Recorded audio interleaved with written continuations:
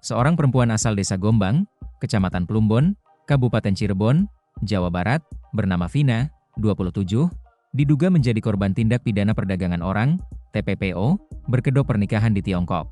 Kasus ini mencuat setelah sebuah video yang diunggah akun Instagram Teras Warga memperlihatkan Vina memohon bantuan kepada Gubernur Jawa Barat, Deddy Mulyadi. Dalam video tersebut, Vina mengaku menjadi korban praktik pengantin pesanan oleh sesama warga negara Indonesia. Ia menyampaikan bahwa seluruh dokumen pribadinya, termasuk paspor, diambil dan ditahan. Vina juga mengaku mengalami kekerasan fisik apabila tidak mengikuti kemauan pihak yang menahannya. Ia memohon agar dapat dipulangkan ke Indonesia karena ingin kembali ke rumah. Berawal dari tawaran pacar orang Tiongkok, kuasa hukum keluarga Vina, Asep Maulana Hasanuddin dari YLBHI Garuda Sakti, menjelaskan bahwa peristiwa itu bermula saat Vina bekerja di kawasan Pantai Indah Kapuk, PIK, Jakarta. Saat itu, ia diduga diam-diam difoto oleh seorang warga negara Tiongkok. Dari situ, komunikasi terjalin dan Vina disebut ditawari untuk memiliki pacar orang Tiongkok. Pendekatan dilakukan secara intens, termasuk dengan memperlihatkan foto-foto pria asing tersebut hampir setiap hari hingga Vina mulai merespons. Tanpa sepengetahuan atasannya, Vina beberapa kali bertemu dengan pria yang diperkenalkan kepadanya.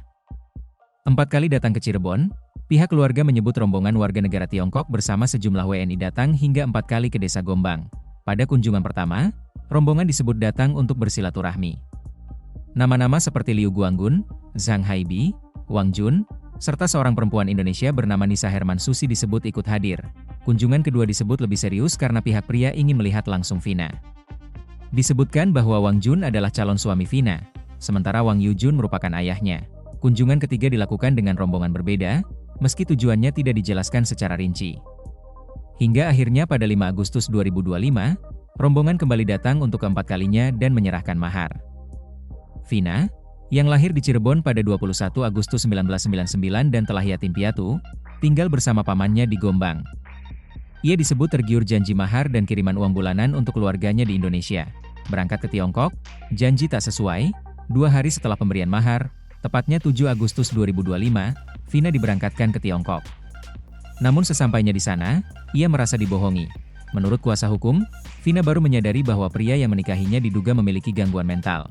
Kondisi tersebut baru terlihat setelah berada di Tiongkok, karena sebelumnya calon suami hanya terlihat pendiam saat berada di Indonesia. Selain itu, janji pernikahan secara Islam dan kiriman uang bulanan kepada keluarga di Indonesia disebut tidak pernah terrealisasi. Diminta kembalikan mahar 4 kali lipat, merasa tidak nyaman, Vina meminta dipulangkan dan menyatakan kesediaannya mengembalikan mahar secara wajar.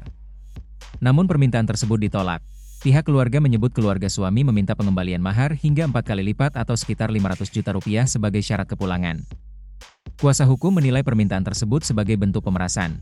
Kasus ini kini menjadi sorotan dan memperkuat dugaan praktik perdagangan orang dengan modus pernikahan internasional. Keluarga berharap pemerintah daerah dan pusat segera turun tangan untuk memulangkan Vina ke Indonesia. Download Tribun X sekarang, menghadirkan lokal menjadi Indonesia.